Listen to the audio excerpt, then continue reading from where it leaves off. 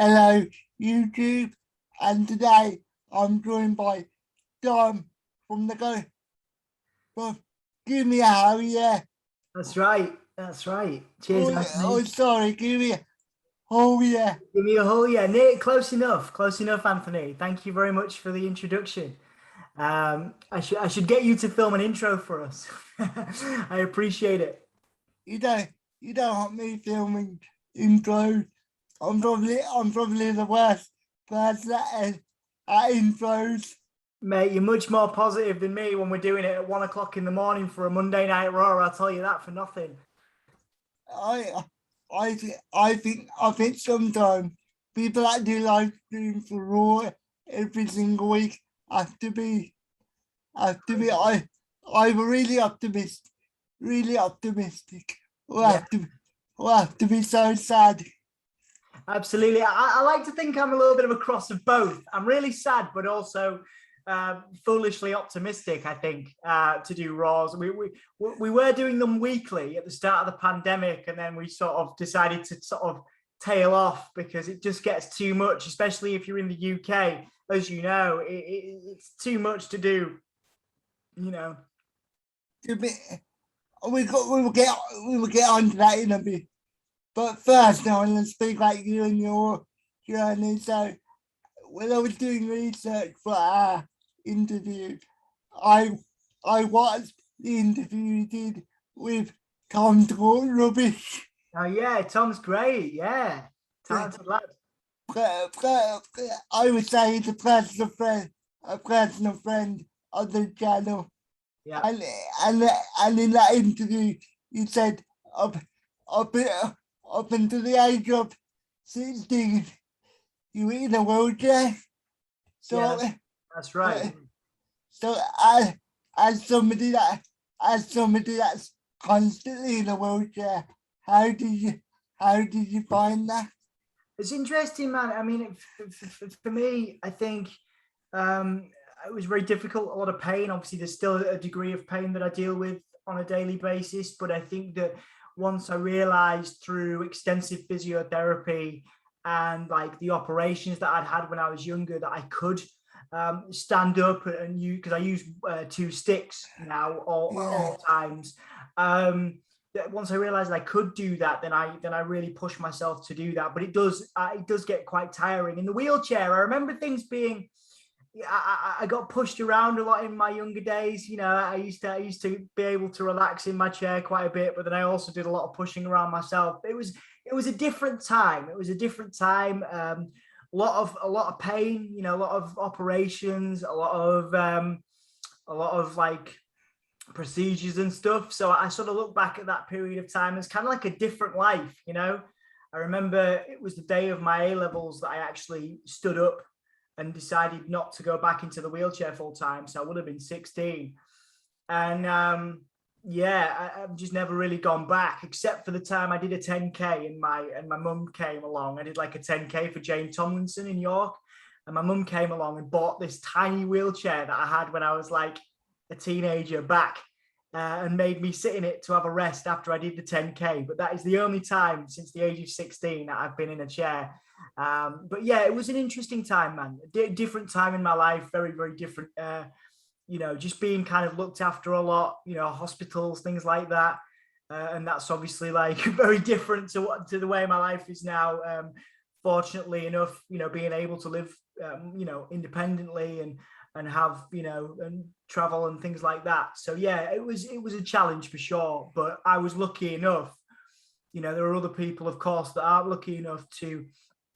You know, they excel in the chair and they do some incredible work, and the chair is a part of their life, but it doesn't define them. And for me, because I could get up and out of the chair, and I had the privilege to be able to do that, you know, once I'd had my physiotherapy and once I discovered that, you know, I could walk around, you know, albeit in a little bit of pain. You know, I realized that I could do that. You know what I mean? So I decided to quit the chair full time from 16, and I've never looked back. But that's very much because I am able to do that, and I'm lucky enough to be able to do that. You know.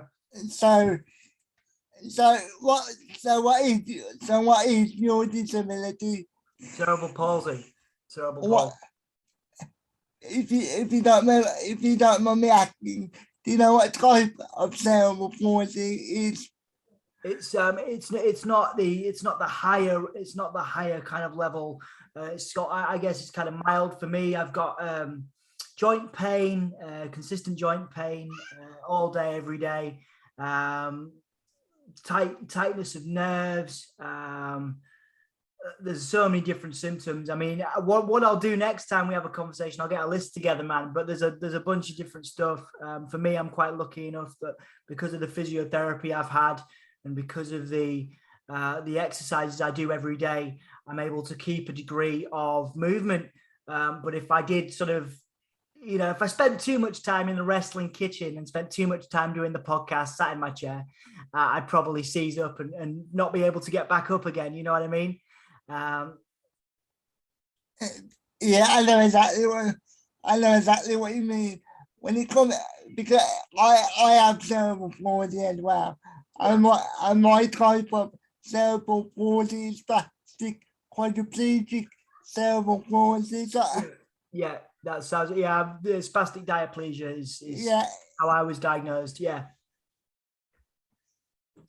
So as we've already mentioned, up until the age of 16, you were in a wheelchair. Yeah. So did you develop natural laziness? Yeah, I think so, Anthony. Yeah, I think I did, man. It's interesting, you using the phrase that you were diagnosed with kind of triggers stuff in me, you know what I mean? I was very lucky, even though I had this diagnosis, the spastic diaplegia, and even though a lot of people told me I wasn't going to do, I was told all the things you get told when, especially because I grew up I was a baby in the 80s. So I was told, you're not going to be able to do anything. You're not going to be able to have a girlfriend. You're not going to be able to do this. You're not going to be able to do that. And so I think for the first part of my life, being told all of those things, I kind of fed into it. You know what I mean? Like I got used to being looked after, even I was in a lot of pain all the time. So I got used to being looked after. Yeah. So I definitely got lazy for a long period of time, but that was because I have a very supportive, a very loving family around me and good people, around me to support me. But I think, yeah, for the first period of my life, when I was dealing with all the kind of pain and getting used to it, I definitely got very lazy, man. Absolutely. Yeah, I personally know it feels when they say to your family is not going to be able to do stuff, because they said to me I would never be able to verbally communicate. Yeah. And one day I just started speaking. So sometimes they can say stuff, and then you can, by some miracle, you can just overcome it. I mean, I've been watching your content for a long time, man. I find what you do, to be very motivational. And I think at the end of the day, you've done, in the same way that, when people said to me, you're not going to be able to do this, you're not going to be able to travel here, you're not going to be able to have a life, I've been able to do those things. And I see the same thing in you. I see what you do with your channel, all the people that watch it and all the people that engage with you. And I see you, as a motivational person, for people with disabilities, people with cerebral palsy like myself. It's a very, what you've been able to do, mate, without trying to sort of, without putting you on a pedestal. I know you probably get told that stuff all the time, but I think you do some amazing work, mate. I love the interviews you do. So it's an honor for me, mate. It's an honor for me to be sat in the wrestling kitchen with you on a Sunday afternoon talking about me, because for me, I think what you do is awesome. Thank you, mate. I really appreciate that. No problem, no worries, man. This is a bit of a deep one. Do you think society has gotten better about disabilities, or not really? I think that's a really good question, man. I think it has in recent times, especially. I mean, we're seeing, we're seeing the Paralympics front and center on television. We see presenters now, television presenters. We see a lot more disability now in our faces on TV, in the media in general. And so I think that, yeah, over the 90s and early 2000s, we saw much more diversity, become championed. And now, of course, in an age where gender neutrality is being championed, and people can be who they want to be, in every way they possibly can think of, people can be the person they want to be now. And I think that's great. I think certainly when I was growing up, I think I'm a lot older than you. When I was growing up, there wasn't that. And we had to really, as I'm sure you have had to fight, I've had to have conversations with everybody from, tutors to girls to everything. I've had to fight my corner and say, I can do anything I want, in the sort of 90s, particularly, and even in the early 2000s, there was still that element of I'm going to say discrimination. Hopefully it doesn't sound too harsh. There was that element, but I think, certainly in the last 5-10 years specifically, and I don't know what your experience of this is, Anthony, certainly in the last 5-10 years, I think things have become a lot better, a lot more diversity is being championed now. Yeah, I would definitely agree that. I do think sometimes these big corporations can take advantage of it. Yeah, I think that's a good point. That's a good point. Like for example, with the Paralympics, there's a lot of controversy. About some of the athletes' severity levels in comparison to other people, and should they be competing together because they have different severity levels? It's an interesting point you make. I think the intention is for it to be all inclusive of different types of disabilities, but I see what you're saying, because obviously, there are people in there with different levels, different ability levels, for example. So I think, maybe more in future years, maybe more research can be done and more can be taken from that. For example, me and you both have cerebral palsy, but does that mean we should be competing against each other? No, because obviously you can walk and I can't.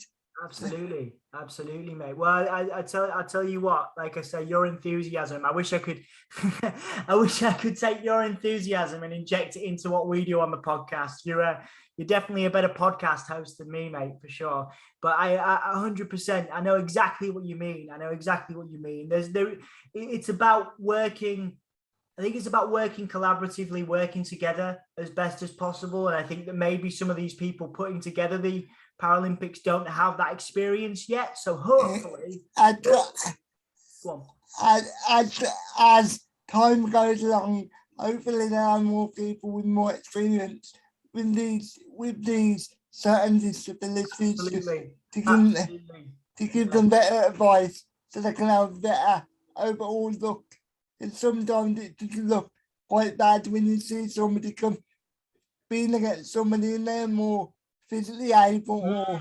But I think, I think it's about the experience, isn't it? I think hopefully this will teach these people, and the controversy that you're mentioning, hopefully that will teach these people to be a bit more aware in the future. You know what I mean? Yeah. I think what you do on YouTube makes people more aware of what people are capable of in terms of hosting YouTube channels, for example. And the same thing with the Paralympics. It has to be shown to people. They have to experience it. I don't know. I always use the phrase when people growing up, when people used to say to me, why do people shout at you in the street? Or why do people take the mick out of you? Why do people make jokes, etc., about the way I walk or anything like that? I used to say, well, people are afraid of what they don't understand, right? So yeah. I think that if more people see the Paralympics, the more people see that stuff on the TV, the more they're going to be aware of it, the more they can learn, and the more the people in charge can learn about how to put these things together. I don't know if you agree with that. I understand what you mean, but I can only speak for myself. Yeah, I find it difficult to watch it when I can see certain events on certain events aren't really fair to certain athletes because Yeah, they're competing against. But yeah, I guess people can say look at certain athletes of the past. We've had certain Paralympic athletes that have been so good. They've competed. I hate to use this word, but the ordinary Olympics not able. You know what I mean? So it all depends. yeah. It all depends, doesn't it? It all depends, I think. So maybe I have one more question about cerebral palsy, and then we move on. Of course, man. Of So, course. so when you went to school, I would assume that you went. I think it's a say what type of school did you go to? I went to I went to a special school at first, a special school, quote unquote, as we used to call them, called Frederick Holmes, who still do amazing work with people with disabilities or differences, as I've come to call disabilities. I tend to call them differences these days. But yeah, so I went to a state school after that called Beverly Grammar. It was an all boys school, so you can imagine what that was like. Kind of having to, who the toughest was, all that kind of stuff. So that was interesting. So I went from the special school and to Bev Grammar. I tried there was a really nice school that I went to in between called Lyndhurst, but I wasn't clever enough. My maths wasn't good enough and science wasn't good enough to stay there. So I'm still terrible at maths and science. But it was good. Beverly Grammar, which is in East Yorkshire, where I'm currently based. Fortunately, I've been able to move around quite a bit, but then I've come back to East Yorkshire. It was a good school, but exactly like I bet your memories are of school. A lot of tough stuff because it was different. Whereas now I think this diversity and difference is championed in schools and in colleges, whatever. When I was in school, it was like, the same stuff I was told by doctors. You can't do this, you can't do that, you shouldn't do this, you shouldn't do that. So I kind of had to grow and develop myself in that environment, if that makes sense. Yeah, that makes a lot of sense. I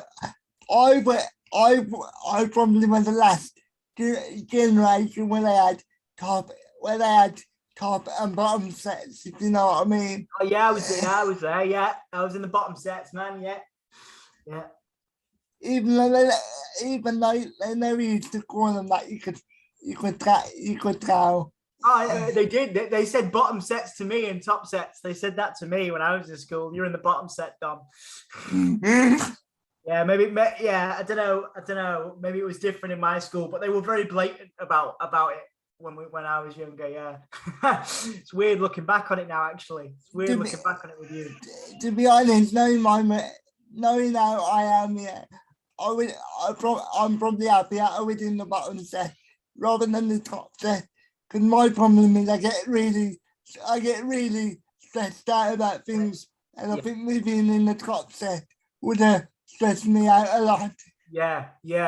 So you're saying like your experience in the sort of lower sets, we'll call them, gave you a bit of time to, kind of think about what you had to do. You didn't get too stressed out, kind of thing. Yeah, and because with all due respect to my classmates, I would say I was one of the top ones in the bottom set. Yeah. So it gave me a bit of confidence as well, rather than trying to compete with everybody in the top set. So sometimes being in like the bottom set is not a bad thing. No, it teaches you more. It teaches you, I think it gives you character, Anthony. I think it gives you character a lot. You know what I mean? You learn a lot because you have to work harder. You know what I mean? Not many people, I don't know about you, but nobody had very many expectations of me. So I had to like beat everybody's expectations and like push myself quite a lot. I'm sure you've had to do that through your life as well. Kind of shatter people's expectations. Yeah. Like, what do you think? What do you think like university and qualifications? Because obviously for certain people they are important but I just think they're not the be all and end all in life. Yeah, it's experience, man. I'll tell you that for nothing. I've got a master's degree, and I'll tell you nothing. I'll tell you for nothing right now, Anthony.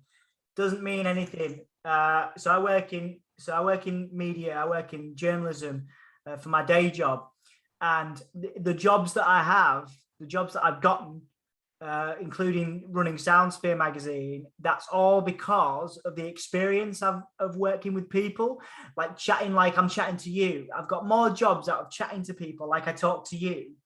Sorry, my camera's actually here. So yeah, like how I talk to you, like than I have with my qualifications. Nobody ever asked me, right, what my qualifications are. Nobody cares. Nobody gives a flying F word. I don't know if I could swear on here, but you can't. But just you know, if you want to, you can. If you don't want to, then you don't have to. Of course. I'll try and censor myself for you, man. But yeah, it's a real problem because people spend thousands of pounds on university and all this stuff, and at the end of the day, the biggest thing I've learned, right, and I'm sure you've had this with the opportunities you've made for yourself. Yeah.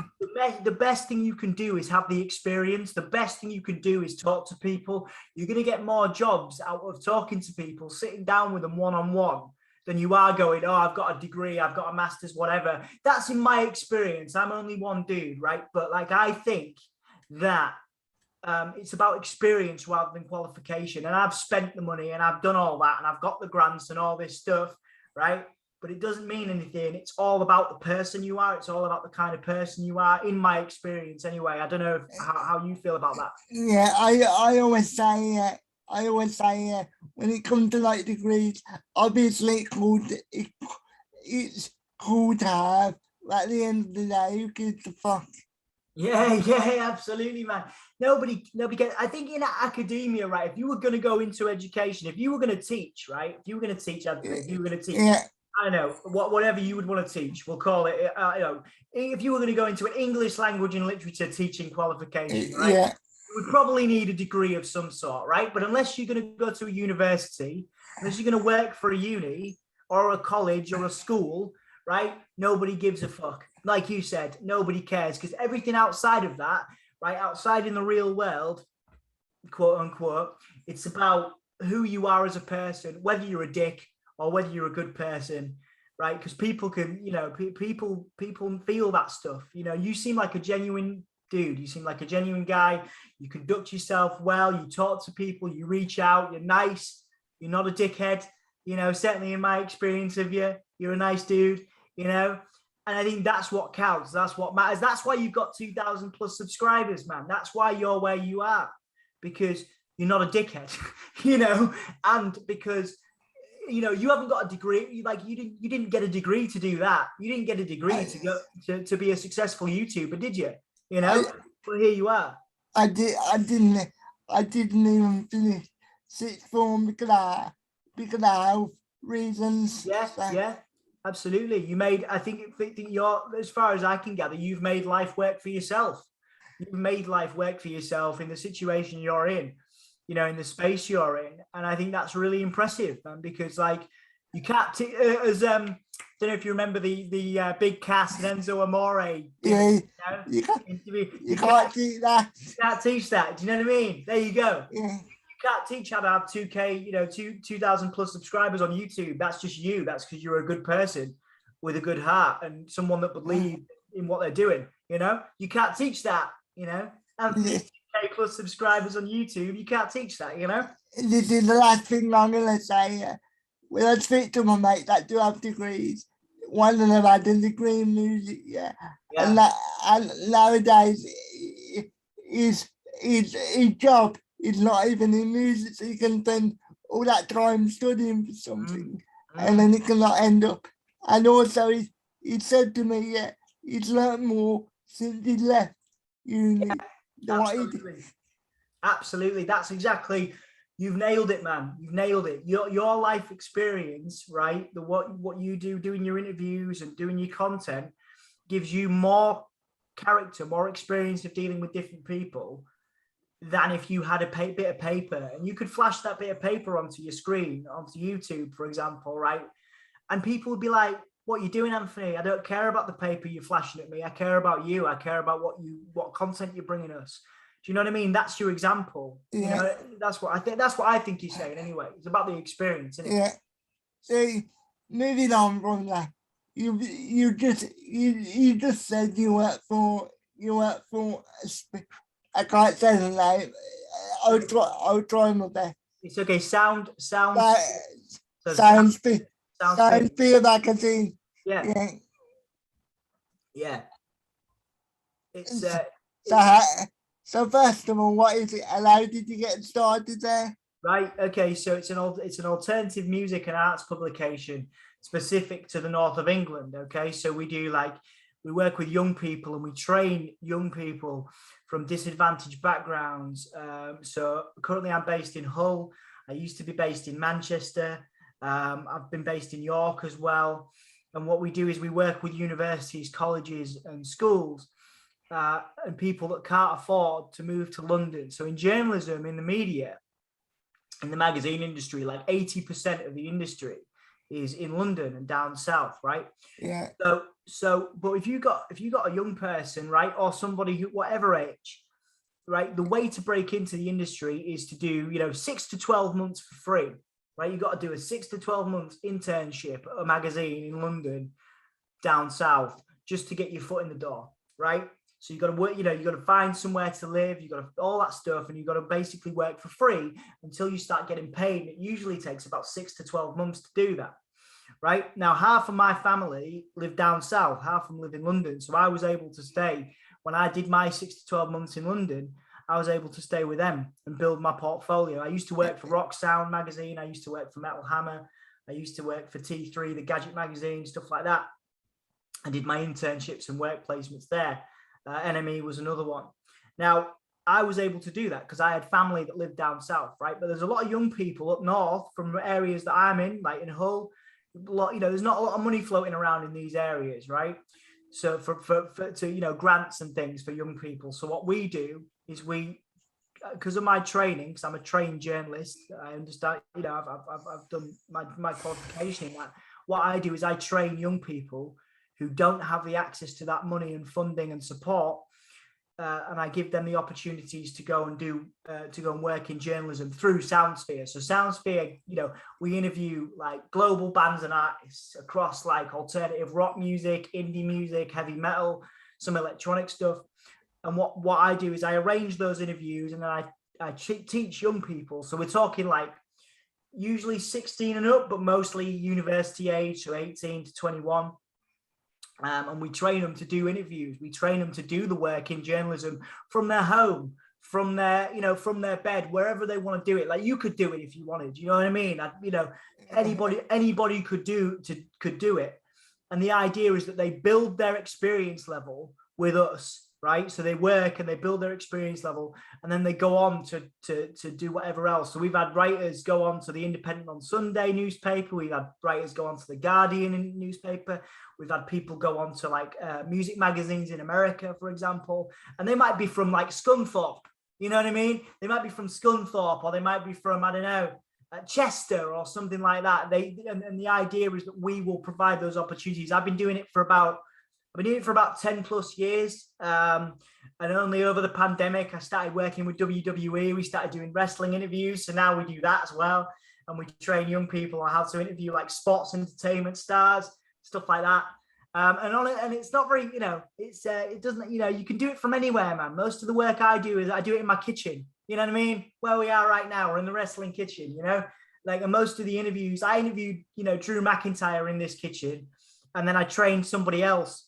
I worked with another young person who interviewed Sheamus in their house, you know what I mean? And then we've interviewed like rock stars, in bands, and, those people have done it from their house, their bedroom, wherever. And then they can go, and if they go to a job interview or anything like that, they can say, I've interviewed this person, I've worked in the industry, and that's what SoundSphere does. That's the very, very long pitch for SoundSphere magazine. That's what we do. So I want to pick up on something that you said. You said you train people how to interview. Yeah, I find that a bit weird here because you can say to somebody, this is the right way to do it, but for them it might not be the right way. It's more research. It's a good point you make. A very good question. Very good point you make. It's more research. It's more training on what questions, that might be good to ask. I never direct people. I never sort of say, ask this question, ask this question. I'm like, do half an hour's worth of research minimum, for example. For every interview I do, right, I do 30 minutes worth of research, right? I'll look at different interviews that they've done and I'll ask different questions. And I'll sort of suggest. I will never direct because directing is not necessarily the right way to go. But I might suggest, have a look at this interview this person did like maybe 3 or 4 days ago. Maybe try and think of some questions that are different to that, and that'll be my direction. That'll be my suggestion rather. I won't necessarily say to them, do it this way, because I don't think that's appropriate. So when I say training and development, it's also around like things like, so I'm trained by the NTCJ, which is the National Council for the Training of Journalists, and they do like grammar and spelling and things like that, and specific qualifications, things like that. So it's more being aware of stuff like that and qualifications and things that are available to young people if they get more experience. Does that make sense? Yeah, that makes a lot of sense. I did suspect that's what you meant, but obviously I would need to clarify. Yeah, no, good point. Yeah, absolutely. Good question. Good clarification. When I'm doing my research, yeah, sometimes I'll watch an interview or listen to an interview. I'll find something else, and then I'll ask a question. I don't want a follow-up question. But, I said, I do an interview with Tom Talk Rugby. And he said, you were in the wheelchair until you were 16. And then I said, basically, wait, did you develop a lazy mindset? That's what I like to do. I like to find that information and then twist. Yeah. Change the question. Yeah. So I know exactly what you mean. Yeah, that's it, man. That's it. That's good. That's good journalism. It's not always. It's about picking up on what things people say, and it just goes to show you're a very good listener, because you can pick out different parts of the conversation and go, oh well, actually, so you said this, but what can you clarify on that? And that's a good skill. You see, there you go. That's a good skill, but it's really useful, and people really value that. Like bands and artists, musicians, everybody, wrestlers, they remember that stuff. This is why why you're such an effective interviewer, and why you have the people that watch the channel that you do, is because you're effective and you're good at it. And that's what people remember. That people remember quality stuff like that. I appreciate that.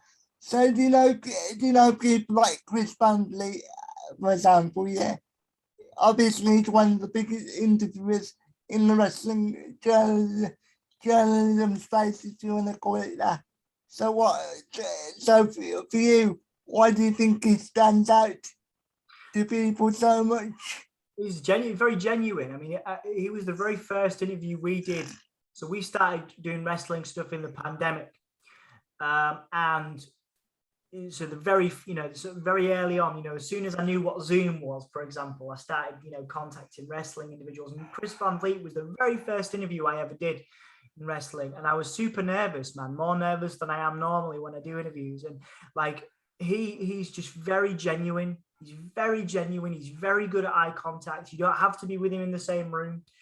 He's very good at leveling with you and just being with you and really feeling like he makes you feel like he really gives an F about what you're saying. Yeah. And it doesn't matter if you're a guy sat in his kitchen in Hull or The Rock, and he's interviewed so many different people. He's very genuine. He really cares. He looks and sounds like he really cares. And and that's a skill I think that you have, because like you obviously went and watched an interview I did with Tom, and it's like you genuinely invested time and energy, and there you go. That's another thing, another sort of skill that I always sort of try and work with people on, is just invest time into people, invest make them feel like you give a fuck. You know what I mean? And I think that going back to your original question, that's why he stands out. Not only is he a really good looking dude with very good cheekbones and nice hair, but he is also a lovely human being. Like you get the sense that no matter what he does, no matter how big he gets, no matter how big his muscles are, no matter all that stuff, that he really cares about what you're saying and what you have to say.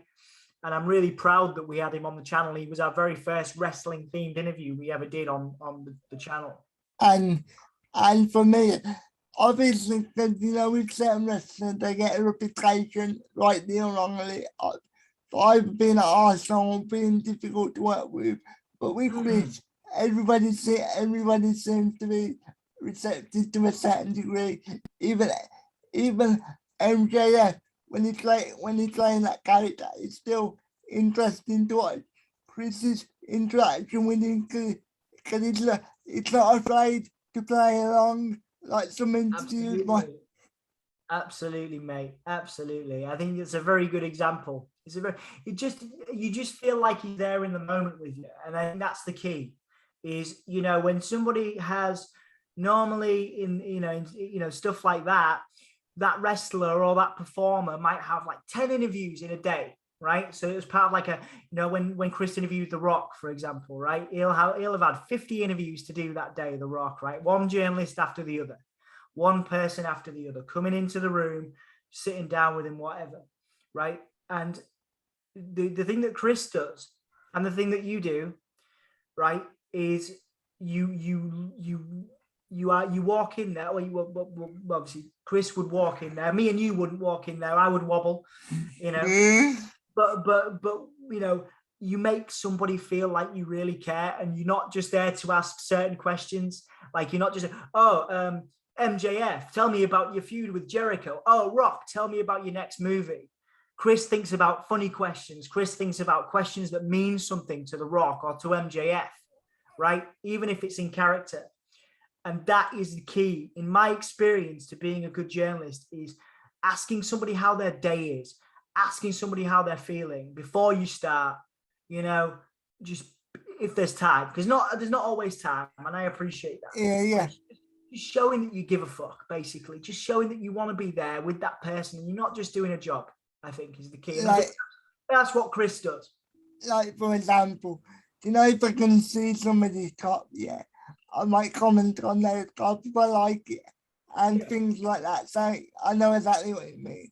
But moving on from that, you've interviewed people like Killian Dane, Big Dave, or whatever you want to call him, and so many of them, as you said, Drew McIntyre and things like that. When you're interviewing somebody on that level, like a Drew McIntyre, is it hard not to act like what is right? Well, like, obviously, when you're doing an interview with WWE, I would imagine you can only ask certain questions to a degree.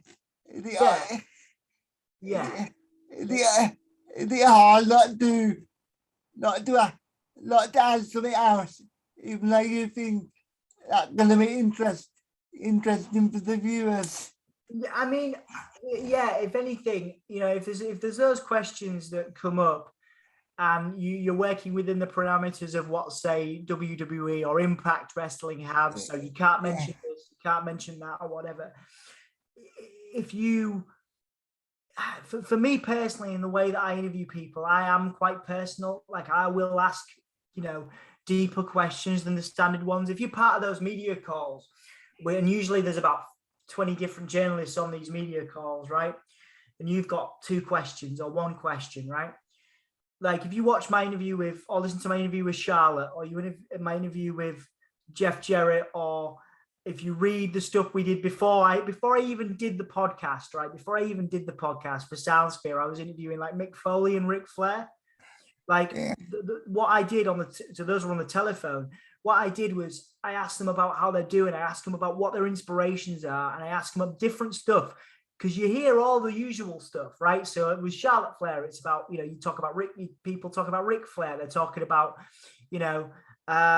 next feuds and things like that, right? I'll talk about personal shit, deep stuff that might relate to people. Like, because one of the things that like I think makes our stuff stand out is that I think about the people that I work with. I think about the young people, right? I think about how can I relate Charlotte Flair, a global superstar, Drew McIntyre, a global superstar, Ric Flair, Chris Van Vliet. How can I relate their experience to a 16-year-old kid who lives in Birmingham, all right, who lives in Chester, right, or who lives in Manchester, wherever, right? So those are the best example. If you go and direct people to those interviews, give them a listen, you'll see what I mean. Like, I do a lot around mental health in my day job, and I want to know what Charlotte Flair does on a bad day, how she gets up in the morning if she ever has a bad day, because that you and I can relate to that, right? You and I can relate to having bad days, right? But people, so those are the questions I ask. I ask stuff to motivate people. I ask stuff to try and, without trying to sound too cheesy, like inspire people to a point, because like the people listening, they want something to relate to them. I want the interviews that I do to be able to relate to someone sitting in their living room, having a cup of tea and a biscuit, right? And maybe they don't have maybe they don't have millions of pounds in the bank like Charlotte Flair. Maybe they don't have millions of pounds in the bank like Drew McIntyre, right? But how can I connect Charlotte Flair, Sheamus, Drew, Rick, Mick Foley to that person sitting in that room, to you where you're laying, to me in my kitchen? That's what I try and do with my interviews. But yeah, you do the stock questions as well, the standard stuff. But I always want people to come away thinking, I'm not, like, for example, you want them to come away thinking, maybe they don't even really like wrestling, but they just happen to. Absolutely. Yeah, that's exactly what I'm trying to get at, right? Good pick up there, dude. Like I want it's so hard, Anthony, right? If you're working a day job, right, or you're in school and maybe you don't have a nice home to come home to, maybe maybe you come from a difficult background, and you watch wrestling to escape. Right? And then you see an interview and the person's talking about, being successful, or they're talking about the next feud and stuff. That's great. That's awesome. All power to them. Congratulations for getting that point, to get into that, get into the WWE, all that stuff, right? But what is it what about when they're having a bad time, right? Because the kid sat in their living room can relate to that, right? What is it when that,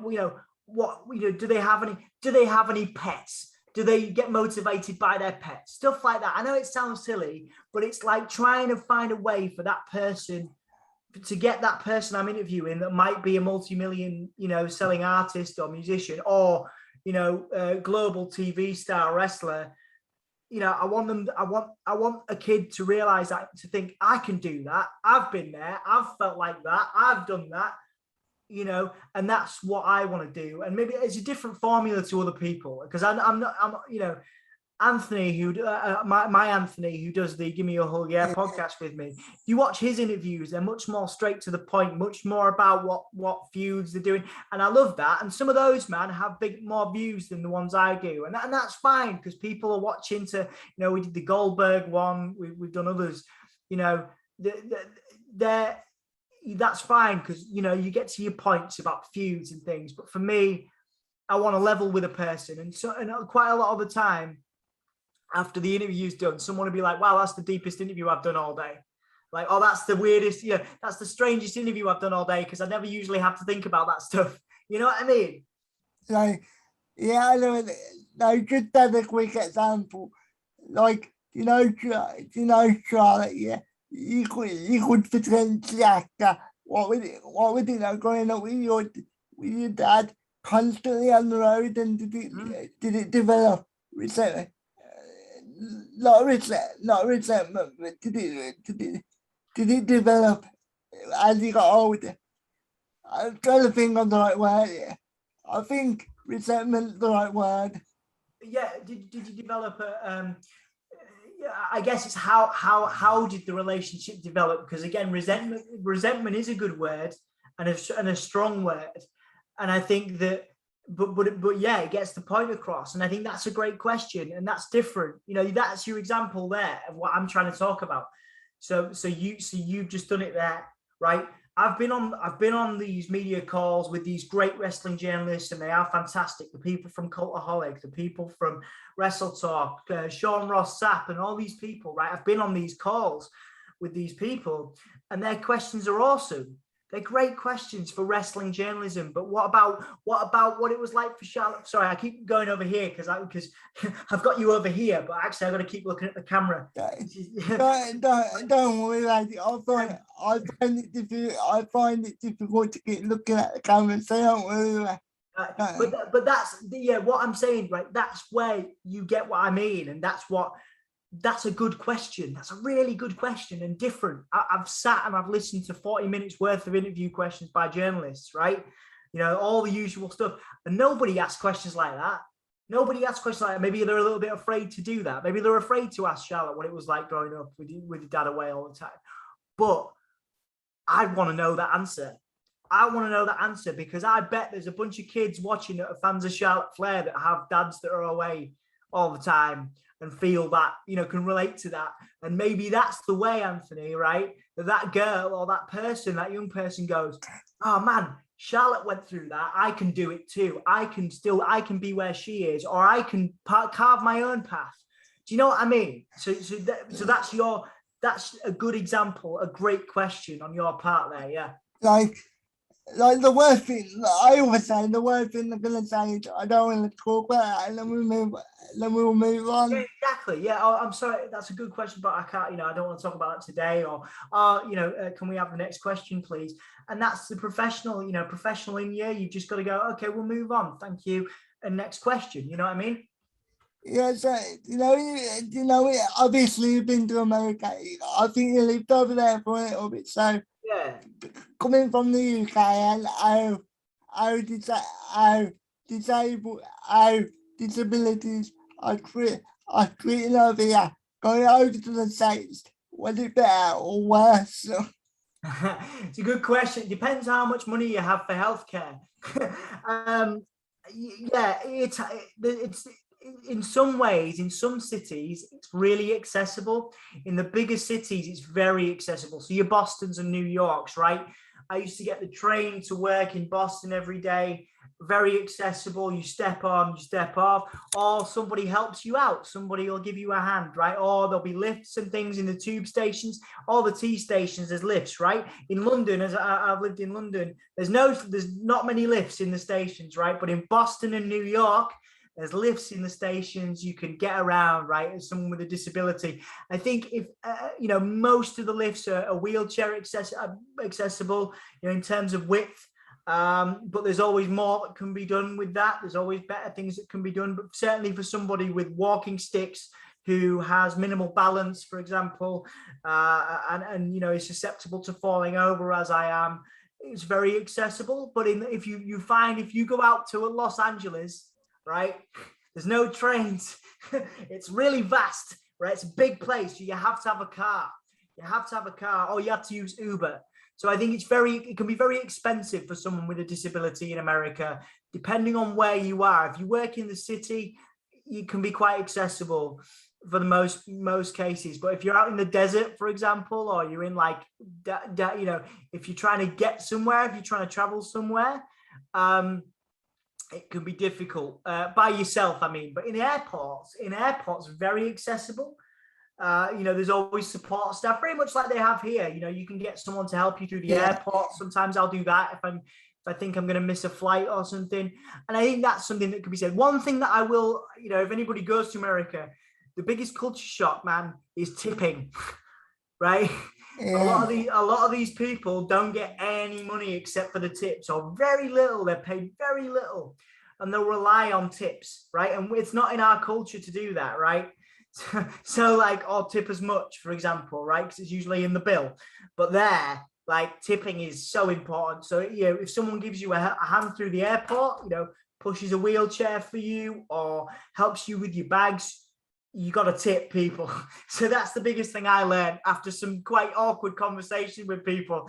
Like, yeah, you have to remember to tip people in America if you're gonna have help getting around. But because obviously they have less, their wages are sometimes so minuscule in terms of for the work they do and how hard they work. But in terms of generally, yeah, man, really accessible. Oftentimes better than the bigger cities we have, particularly London. For me, anyway, that was my experience of it. So going back to interviewing, you've interviewed as with like you've interviewed plenty of people, and you know your interview with Killian Dane, yeah. Yeah. I really enjoyed that one.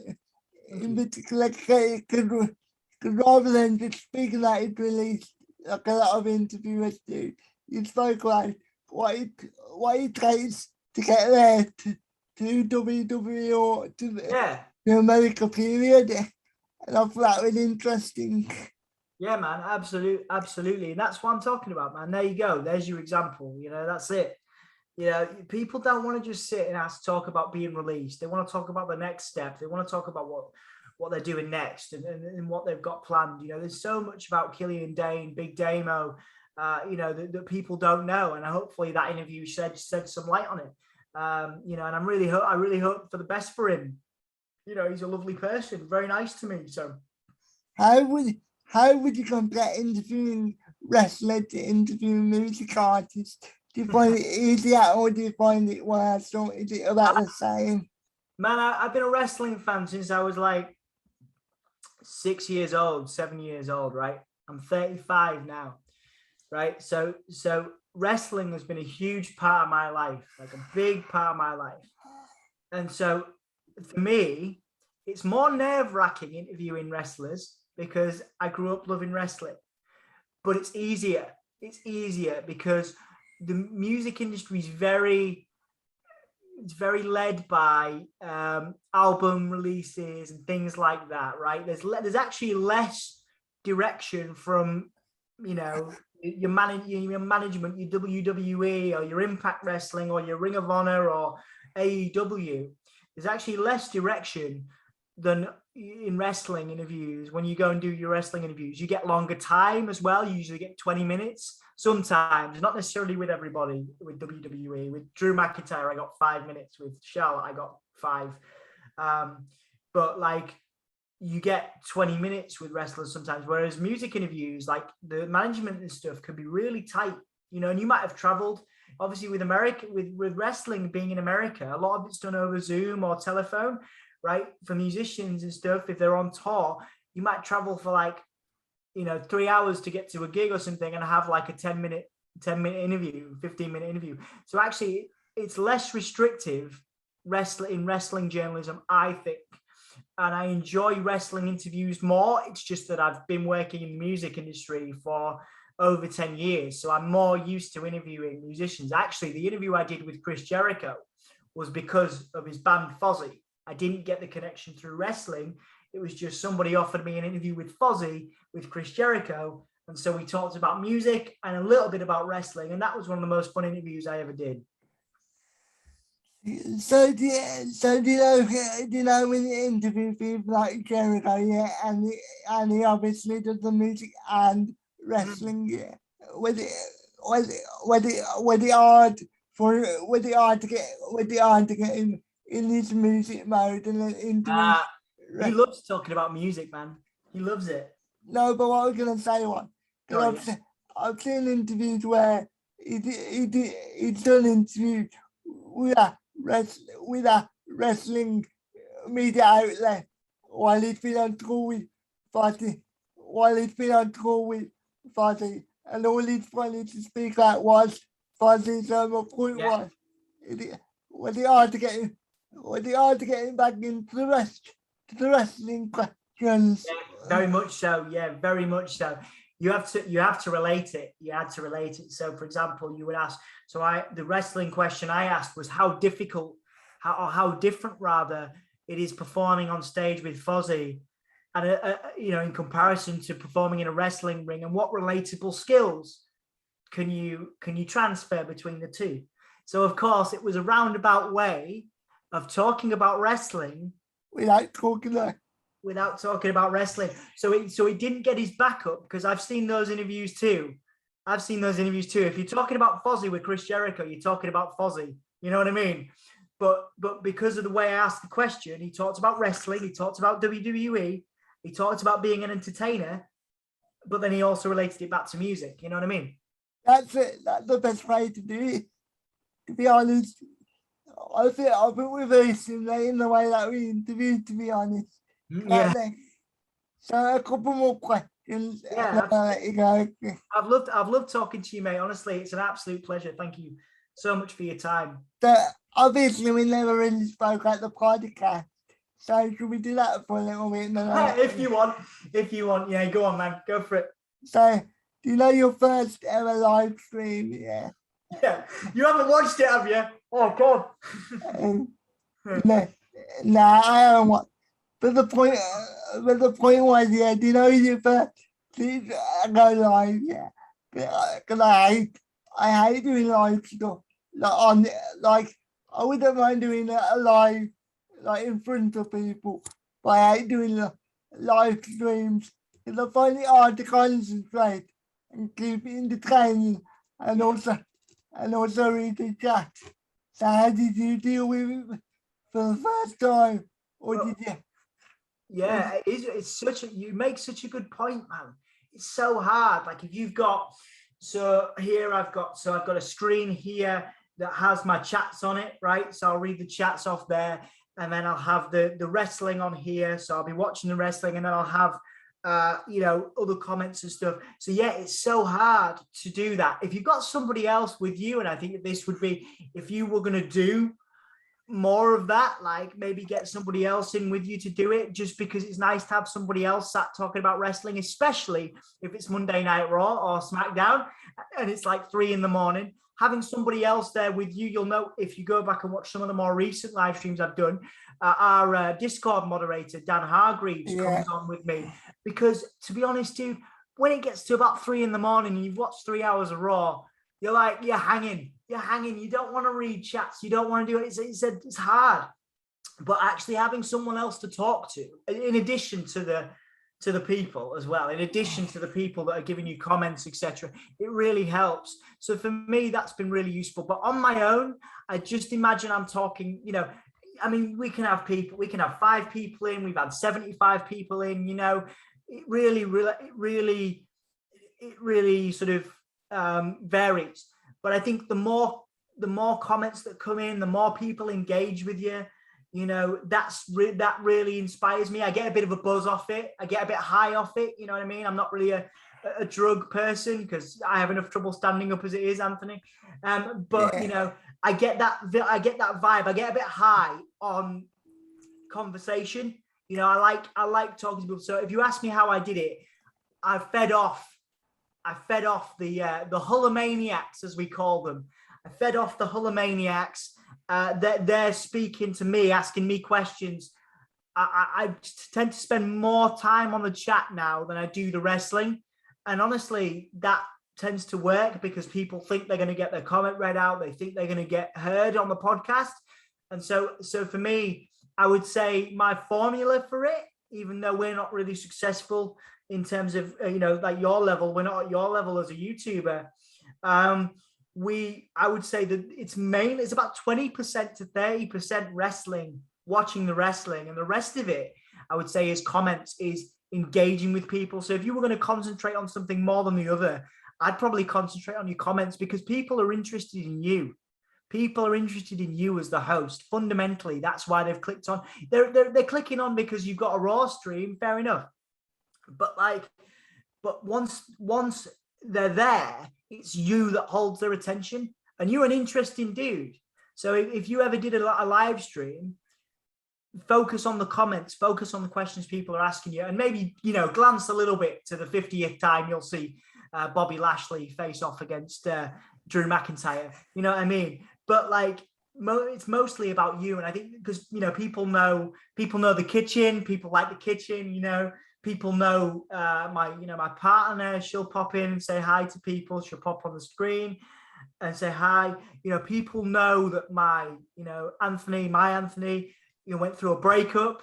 So they ask him, how he's doing. So you become part of their lives, and they become part of yours. Like I know everybody in the Hulomania community. I'm like, oh, how's your wife doing? Or I knew you were having a bad mental health day the other day. X, Y, and Z person. How are you feeling today? It's nice to see you. So it's more about the people than the wrestling. It certainly becomes more about the people as the stream goes on, I would say. I would agree that when it comes to WWE, I don't really watch it anymore. I watch the pay-per-views. Yeah. Because the actual wrestling product at the moment anyway is still top notch. With some of the storylines, sometimes I don't even think they try to tell stories. I understand it's for children, and that's why I don't watch it. Yeah. But I just find it really frustrating because they have all the money in the world, yeah. Yeah. And if they wanted to, they could tell some of the best stories ever created. Yeah, absolutely. And they've done some great work in the past, but I think AEW has really, shocked the system to take, to coin an Adam Cole era phrase. AEW has really shocked the system, man, and I'm not sure WWE are used to it. They've not been used to it since WCW, and I think their programming suffering because you've got Vince McMahon, who is, got to give him all the respect in the world for building sports entertainment as he has, but he's in his 70s now, and he's not. I would say, this is just my opinion before we get into like dirt sheets and wrestling arguments or whatever. I would say he's a little bit out of touch. And I think that because even though he's done so much for wrestling, I think in terms of booking matches, you can absolutely have Vince McMahon backstage watching everything, overseeing stuff, but he shouldn't be booking matches and changing scripts last minute. And he's doing that, I think, and this is just my opinion, because he's panicking because now AEW are a genuine threat. Anthony on the podcast, he will do weekly episodes of AEW now. We used to do it when the pandemic began. We did Monday Night Raw, we did Wednesday Night Dynamite, and we did Friday Night SmackDown and any pay-per-views, right? Anthony works, he's a theatre tech, he works full-time, right?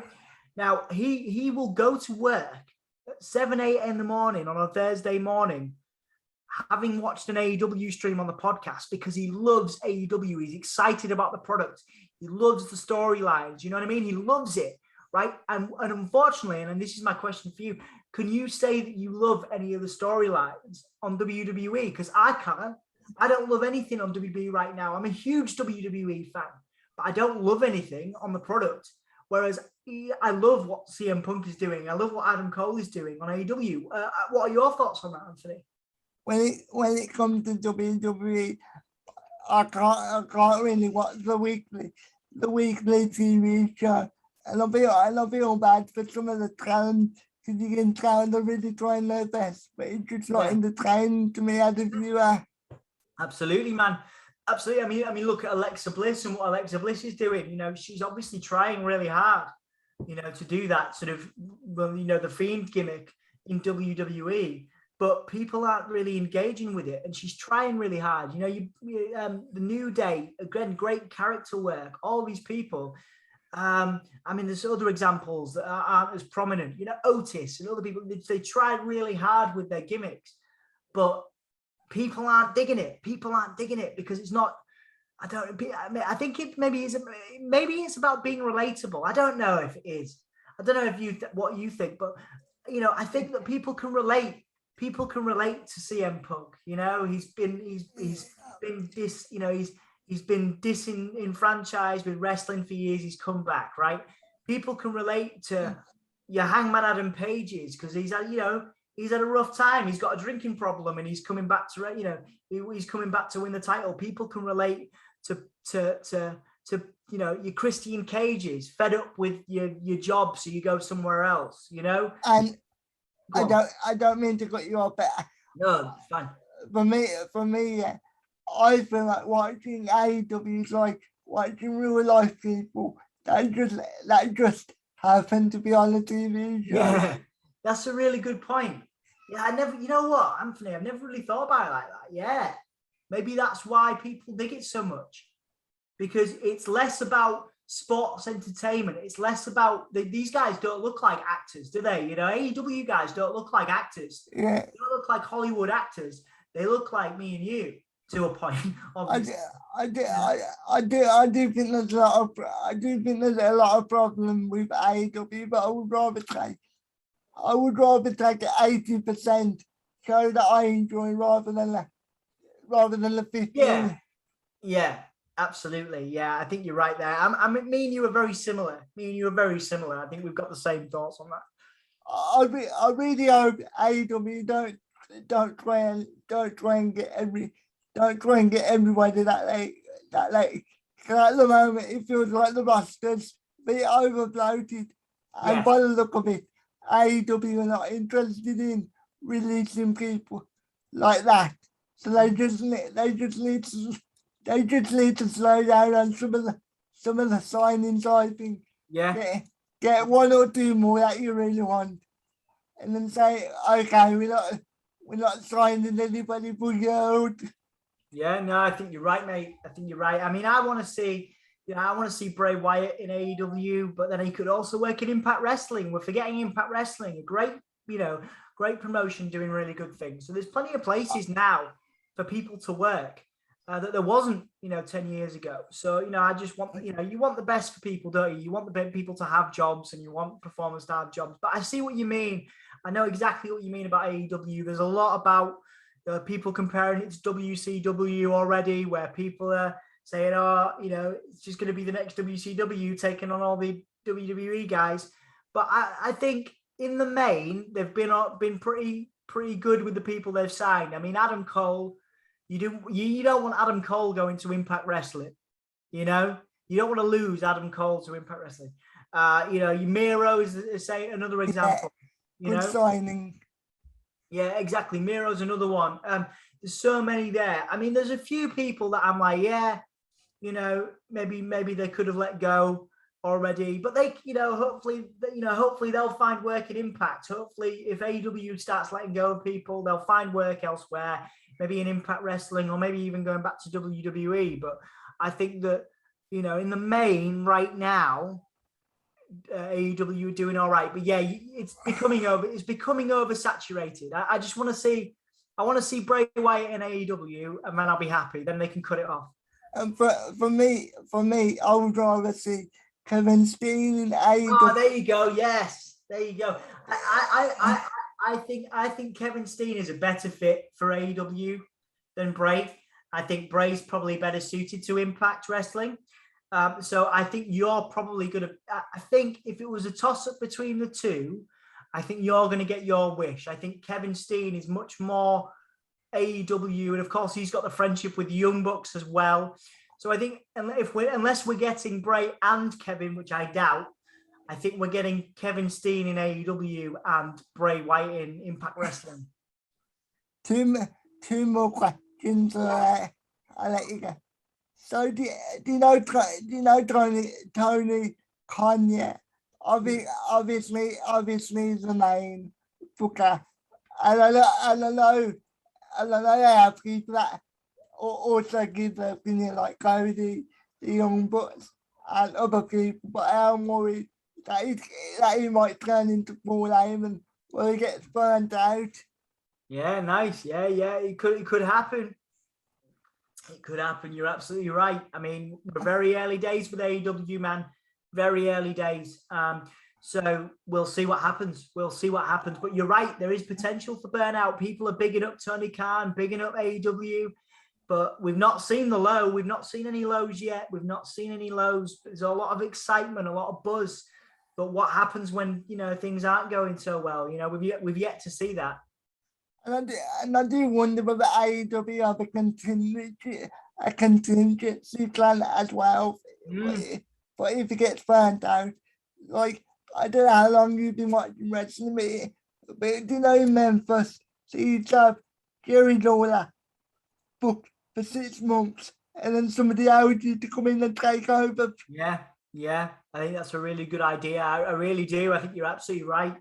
I think that there needs to be a contingency plan, like you said, Anthony. There needs to be a contingency plan, and I don't know. You see, this is my only concern with AEW, right? Is everything's good right now. We're on an upward curve, yeah. What happens, like I said to you before, what happens when it starts to go down? What happens when profits drop? Remember that where Tony Khan's money's coming from, right? It's obviously with his dad and the Khan family. What happens, right, when that money starts to go down, or not enough profits are being made? You know what I mean? And that is what I'm curious, like you, I'm curious to see if they have a contingency plan, because I'm not sure right now. I'm not sure they do. Because for me, yeah, I've been watching wrestling since 2002. You've probably been watching longer than me, I would assume. So we've seen WCW on, we've seen ECW on, we've seen early days TNA, and we've seen Ring of Honor. They've all had their moments, but eventually they start losing the ball, Absolutely. and then it's hard for them to pick it back up again. Yeah, very right. So where that's the thing, Anthony. That's your question, man. When's that happening for AEW? When is that happening? Because I think people think that there's a bottomless pit of money, and there might be right now. But is that going to last forever? Is it Sadiq? Is Tony Khan's dad? Is Sadiq Khan gonna keep funding AEW? Is Tony Khan gonna have endless funds, or is it burning out? Going back to that phrase you used, burning out. Is that going to happen? Is the funds going to burn out? Is Tony Khan going to burn out? There's a couple of reports. I don't know what you think about this, but there's a couple of reports of a little bit of dissension between the Bucks and Cody. Disagreements happening backstage that people don't talk about. And do you think? Sorry, I really enjoyed talking. My concern is, in Daniel Bryan's media room where he said Vince was a bit too safe with me. I'm with you that Daniel Bryan's gonna go too crazy and end up really hurting himself. I think you're right, man. Luckily, AEW have a relatively small audience, so maybe he can go back to his mat-based style. Yeah, I think you're right. That's another, great journalistic trait that you have there. Again, picking up on specific phrases. People don't always think about that. People think that's a positive thing. People think, oh yeah, Daniel Bryan just wants to go in and kick everybody's ass, or Daniel Bryan wants to go and do, all these fancy, spots. He wants to do loads of spots and stuff, but no one's thinking about his neck. No one's thinking about his injury. You know what I mean? And maybe he wants to go 100 miles an hour. Maybe he wants to start flying out of the ring. But what happens when his neck goes? What happens when he gets injured? Have you seen any of his work in Ring of Honor before he went to WWE? No, I need to go back and watch it. I want to go back and watch it. Because his Ring of Honor stuff is very much mat-based style. Don't get me wrong, he's still a bit like wild, but he barely jumps out the ring in Ring of Honor compared to his WWE stuff. Yeah. So maybe he'll go back to that style. I hope so. No, I hope so too, for his own safety. Yeah. Absolutely. So my last question about AEW, and then we can start wrapping it up, because I don't want to be out all night. Absolutely. Well, I think we could probably talk for hours. So hopefully we'll get to have another chat at some point. But yeah, absolutely. Let's whatever questions you've got, I will answer, mate. So what would be your dream storyline for AEW? Oh, what a question! What a question, man. Right. Okay. All right. So let's have a think about this. I think, right. So CM Punk, right, and Hangman Adam Page. Okay, so Hangman Adam Page for me needs to be the guy to dethrone Kenny Omega for me. Yeah. Right. But I mean, a lot of people are talking about giving it to Bryan Danielson because he's a name. No. Sorry, I'm not joking. No. Sorry, you did it. I was gonna go Bryan Danielson on you, or Daniel Bryan on you there. Go on. They told the stories in AEW started, and if they don't play it off, I'm gonna be really pissed off. Yeah, absolutely. I think CM Punk takes Hangman Adam Page under his wing when Adam Page comes back. All right, and we see months of like tag team matches and friendships. Yeah, but I think, right. So CM Punk is there by Hangman Adam Page's side when he dethrones Kenny Omega, raises the title, raises the title high. We finally got it. We finally got the Hangman Adam Page. What has it been? 2 years, 3 years in the making? Three years. CM Punk comes in. GTS. Yes. Hangman Adam Page. Heel CM Punk, because everybody thinks they want a face CM Punk, but what they really want, Anthony, is a heel CM Punk, a bad guy. So that is my storyline that I want to see play out in the next few years, is CM Punk taking Hangman Page under his wing, being all friends, nicey nice, everything's cool. Hangman Page is the hero, raises the title, beats Kenny Omega, bam, GTS, heel CM Punk and Hangman Page feud. At the moment, I think it feels. I feel like at the moment it feels playing CM Punk rather than CM Punk. We have not seen CM Punk yet, in my opinion. We've seen Phil Brooks playing CM Punk. Yeah, I like that. There you go, man. There you go. You and I are on the same wavelength. We're on the same wavelength. Do you get Colt Cabana involved? I think you can. I don't know what's happening with the Dark Order at the moment, and there's people talking about, it's foreshadowing a Bray Wyatt debut or whatever. But I think you got to get Colt Cabana. You've got to get Colt Cabana out of the Dark Order and into that feud somehow. 100%. Because Colt could say to play what Jim. Yeah, 100%, man. 100%. Colt could. I think Colt's a great talent. Super underrated. And I would like to think they could work together at least. They don't have to be best friends, but I would like to think they could work with one another. Yeah, I think so. And I think they could professionally. I mean, we saw it a few years ago now, with Shawn Michaels and Bret Hart when Bret Hart came back. You can do it. If there's enough money, here's the thing. If there's enough money involved, you can work with anybody. You know what I mean? My last question is, would you obviously have been doing what you're doing now for Soundsphere, yeah. Soundsphere. So I can never say that. It's all right. Nobody else can either. It's very difficult for people to say. But would you like the How You? Eventually, would you like the How You podcast to be your main source of income? I would. That's a really good, man. I've never thought about that. It's a good question. There you go. You see, asking questions. No one's ever asked me. I think that.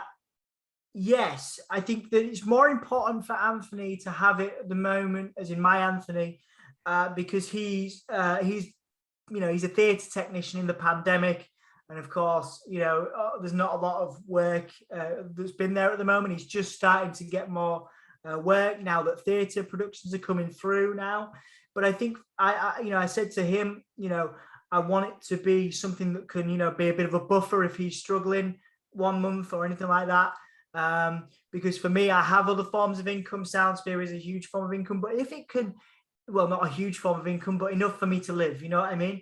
But I think that if it became something for both of us where we could both make some money from it, and potentially pay other people, potentially to give opportunities in a similar way that I described Soundsphere, if we could have young people who are wrestling fans come and get involved, that'd be cool. But yeah, in answer to your question, I would love it to become a full-time thing for both me and my Anthony. Yeah, absolutely.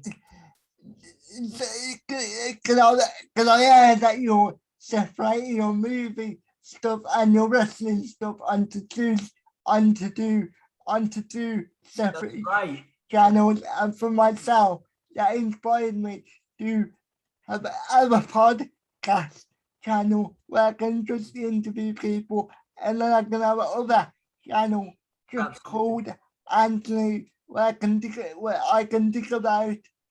Yeah, talk to your mates. Yeah, it's good. I like that. I like that. Yeah, I mean, we're lucky that these opportunities and these resources are at our fingertips. It takes 2 minutes to set up a new channel, and that can start something. Like I say, I bet when you started your channel, you didn't think you'd be here where you are with 2,000 plus subscribers. And there's no reason you can't do that again. There's no reason you can't do that with another channel. Obviously, it's work, and you can tell your subscribers here to subscribe to that channel. But Yeah. I think it's great. Why not spread yourself all over the internet? Why not spread yourself all over the internet? Obviously, I don't want to have 3 or 4 channels because then I feel like you're spending yourself too thin if you're doing it by yourself. But Yeah. But obviously, I don't have to upload everything without it. I can just upload when I got a banking interview or banking conversation with a mate. Yeah, absolutely, man. I'd love to see whatever you've got planned, whatever you're doing. I look forward to seeing it. And just to say, this has been one of my best interviews I've done in a long time. Because normally I end up stammering and stuttering because I'm so worried about the person's time. I realised that if somebody agrees to come on, as long as I don't take the mickey, I can take my time to speak how I normally speak. Yeah, 100%, man. And it depends who you're talking to. You can take the mickey, if you ever interview me again or we ever chat, you can take the mickey out of me all you want. It depends on the person. What I mean is, obviously, I don't want to take 4 hours to do one interview. I know what you mean. But like I say, if people agree to come on, they give their time up, that's totally cool.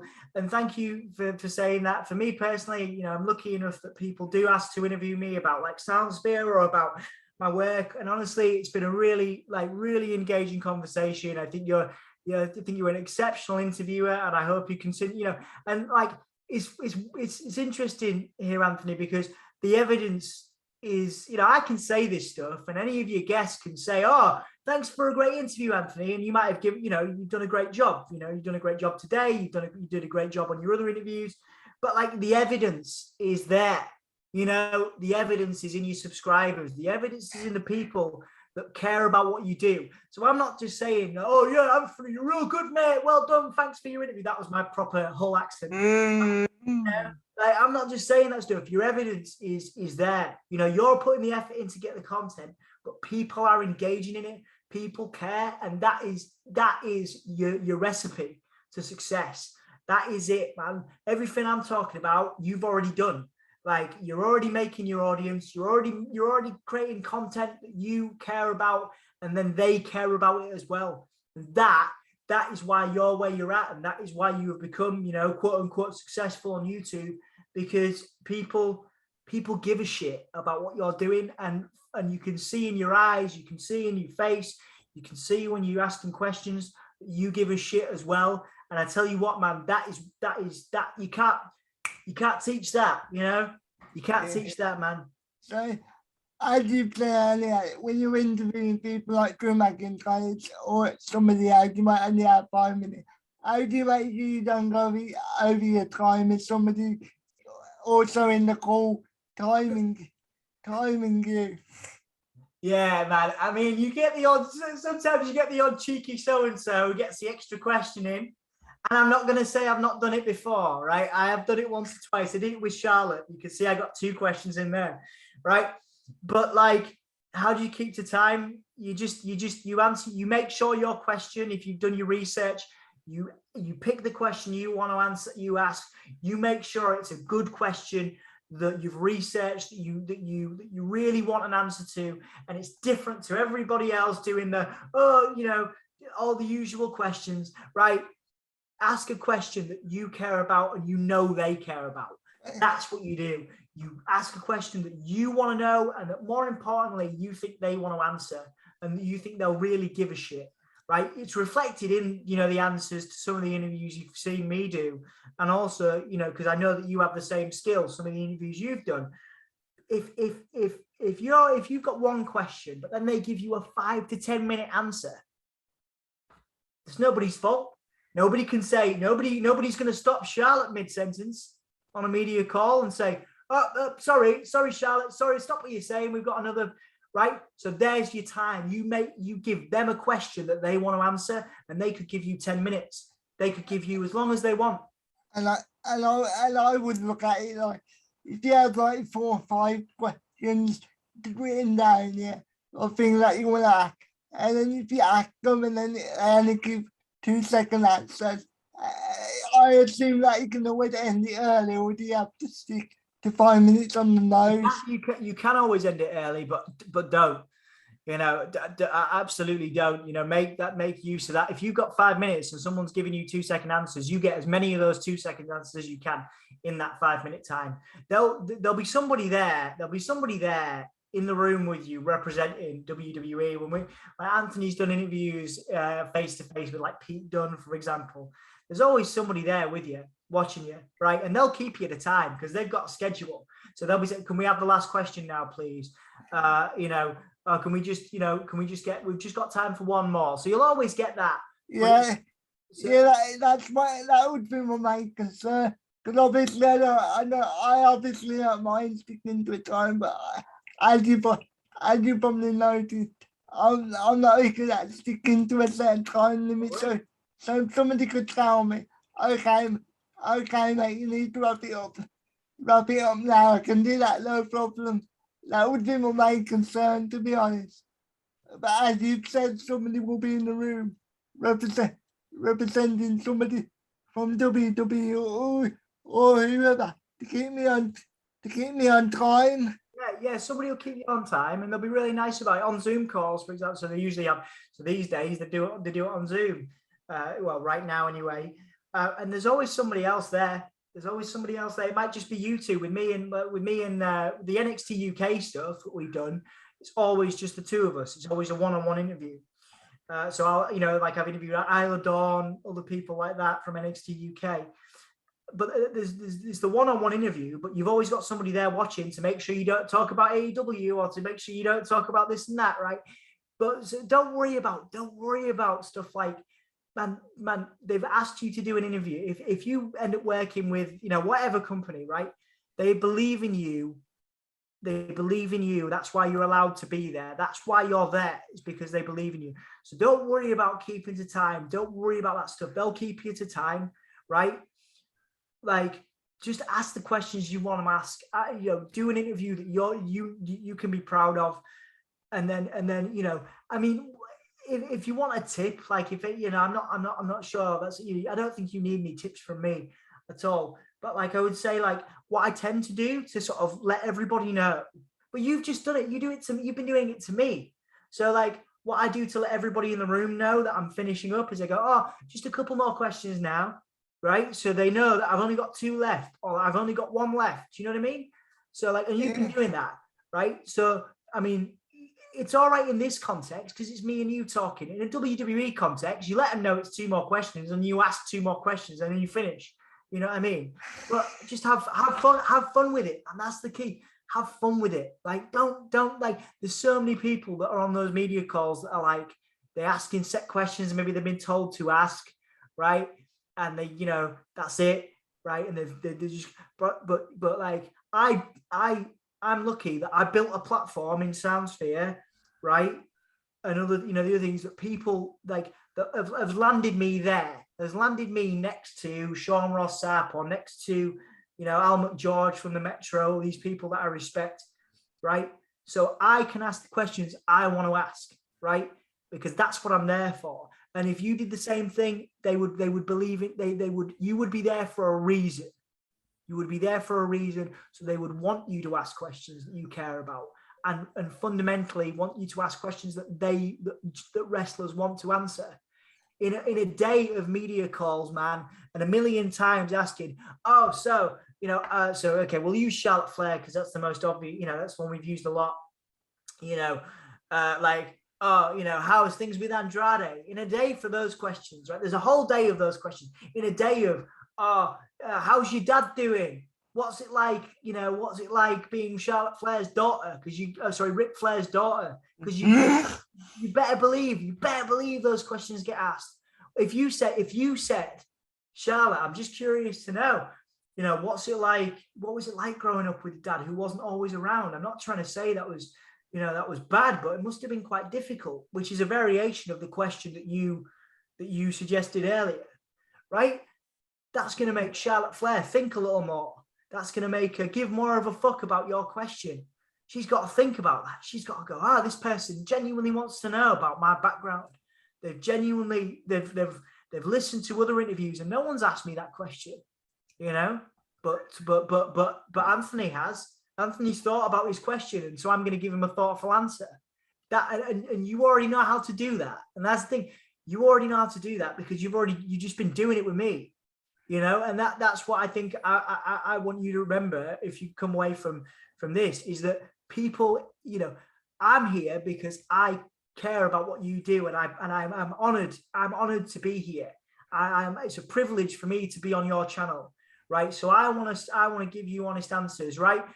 There's so many other interviews you've done, right, where people, they want to give you their time, otherwise they wouldn't come on. So just remember your value. Remember, you're not trying to be Chris Van Vliet, right? Chris is great. We talk about inspiring. We've talked about Chris Van Vliet being an inspiration and stuff. But honestly, mate, and it's not about you. It's not about difference. It's not about disability. It's about the fact that you ask questions that you care about, and that makes other people.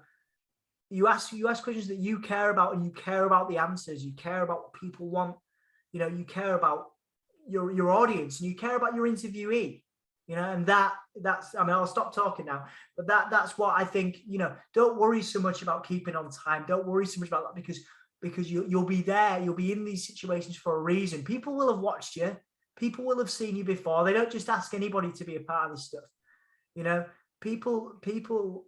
You deserve to have your questions heard. It doesn't matter if it takes you a while to because I have speech problems as well. I struggle with my speech sometimes, especially when I'm nervous. It happens. You just got to roll with it, man. You've got a lot of talent. You've got a lot of talent, and I look forward to seeing where you go from here, man.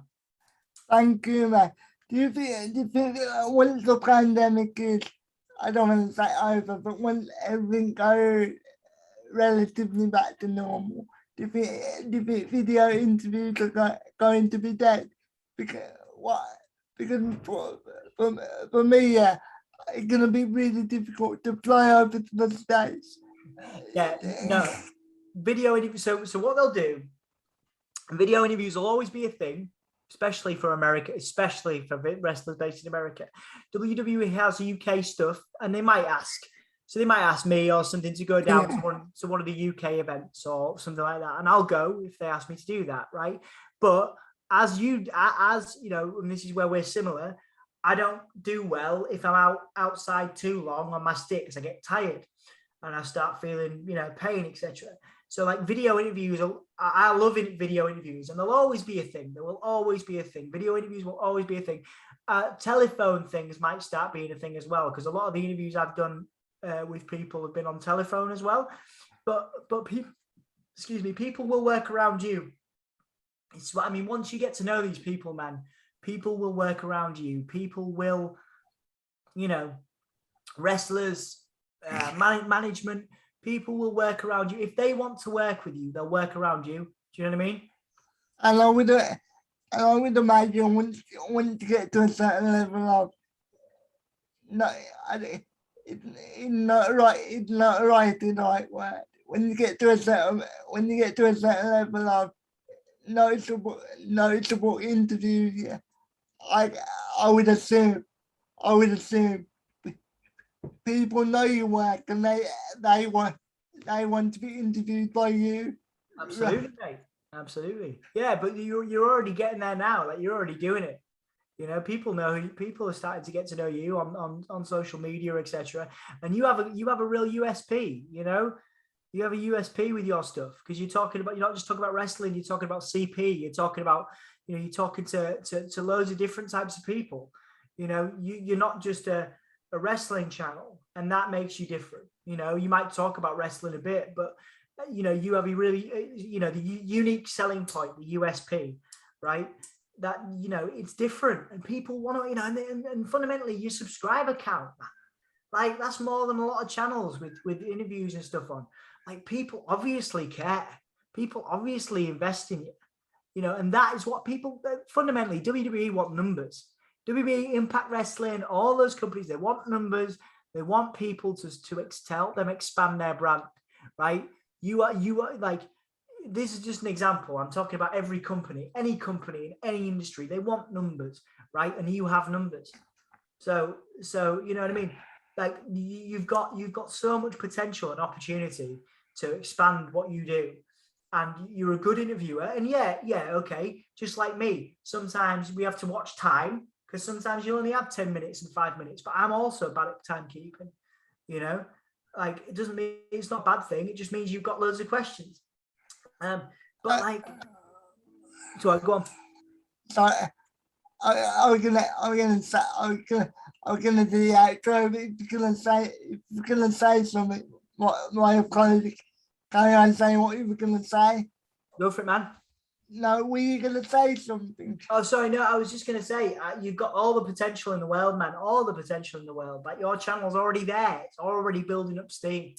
The WWE and all these companies, whatever industry, they want numbers. They want people to know. They want to know people are going to watch them, these interviews that you do. And clearly people watch the stuff you do. And there's your evidence. It's all, like I said to you before, and this is probably my final point. Like, it's all well and good someone like me coming on, or someone like Ross, from Cultaholic, or whoever else coming on and saying, it's great to be here, and all this stuff. And it's fantastic to be sat on your podcast, right?